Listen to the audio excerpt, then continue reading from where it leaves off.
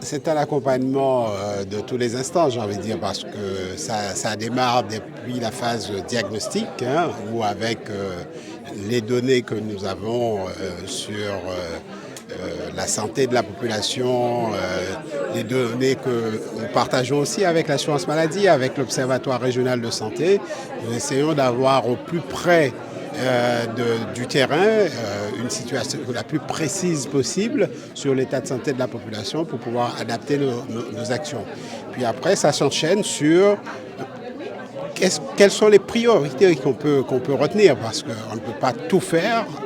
Et donc, là aussi, travail en coordination avec les équipes de terrain, avec la population elle-même, pour voir quels sont les sujets sur lesquels il faut mettre l'accent.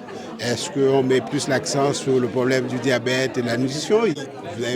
Dans la présentation, on a défini 5 priorités. Hein. Il y a la première, comme partout à La Réunion, le sujet de la nutrition et du diabète. Hein. Il y a le sujet de la santé mentale, il y a le sujet de la prévention des addictions.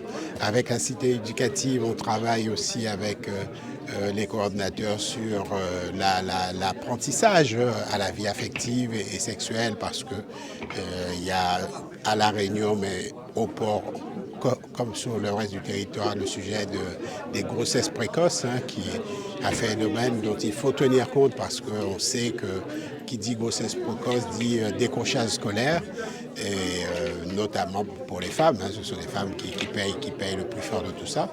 Donc ce sont toutes ces priorités-là que l'on a définies, qu'on a regardées avec les équipes qui sont sur le terrain, avec des actions très concrètes, très simples, qui sont de nature à améliorer la santé de la population de la commune de Le Port,